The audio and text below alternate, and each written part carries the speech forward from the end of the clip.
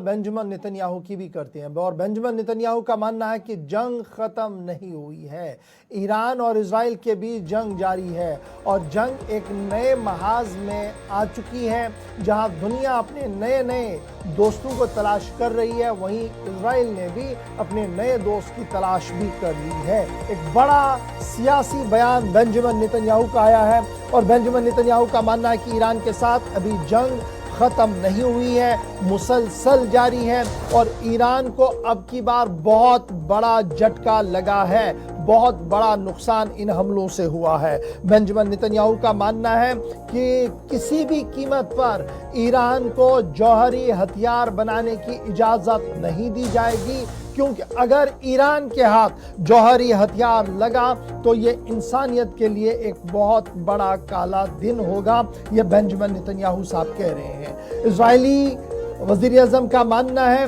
कि दुनिया के अंदर जो इस वक्त सबसे बड़ा सिक्योरिटी चैलेंज है वो इस तरीके की ताकतें और कुव्वतें हैं जो दुनिया को अपने इशारों पर नचाना चाहती हैं, इसलिए ईरान और ईरान जैसे मुल्कों पर शिकंजा कसना बहुत ज़्यादा ज़रूरी है। टेंशन मुसलसल बढ़ रहा है, जहां एक तरफ से आलमी दुनिया अमन की कोशिशों में मसरूफ़ है, मुज़ाकराती अमल के ज़रिए से मामलात को हल करने की कोशिश की जा रही है, उस बीच इतलात और ख़बर यह है कि ईरान पर मज़ीद हमले किए गए हैं। अमेरिका ने साफ कर दिया कि उनका इन हमलों से दूर दूर का राब्ता भी नहीं है, लेकिन हमले जब हुए उसके फ़ौरन बाद बेंजामिन नेतन्याहू सामने आए जिन्होंने भारत के हक में भी कसीदे पढ़े और ईरान के लिए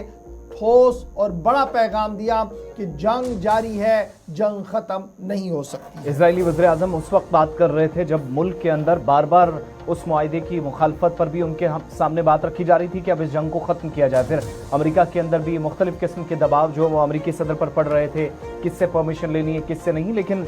खुल कर ये कहा गया कि हम तो पहले दिन से कह रहे थे ये मुआहिदा काबिल कबूल नहीं है। अब दोबारा से इस जंग के शुरू होने के साथ या वॉर रिटर्न्स जब हम कह रहे हैं तो इस हैशटैग के साथ बेंजामिन नेतन्याहू को भी मौका मिला है।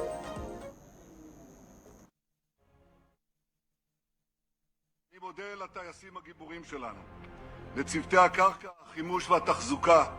המסורים שלנו בחיל האוויר. הם עבדו מסביב לשעון, ותודתנו גם לצוותי ההגנה האווירית שירתו את הרוב המכריע של טילי האויב. כל הכבוד לכם. במלחמה הזאת לחיל האוויר היה תפקיד מכריע בשרשרת הפעולות שלנו. चलिए, इजराइल के वज़ीर आज़म बेंजामिन नेतन्याहू बात कर रहे थे कि अहदाफ तक पहुंचना अभी मुकम्मल नहीं हुआ है, लेकिन जंग भी मुकम्मल तौर पर ख़त्म नहीं है। इसीलिए ये गैर यकीनी सूरत हाल बरकरार थी कि दो लोग टाई अप कर रहे थे, तीसरा फरीक जो अहम तरीन स्टेक होल्डर है इस जंग का, जिसने नुकसान वसी पैमाने पर पहुंचाया है, इंसानी जानों का ज़िया हुआ उसके लिए ज़िम्मेदार है, गज़ा से लेकर तेहरान तक, वो इस जंग को अभी भी बरकरार रखना चाहता है।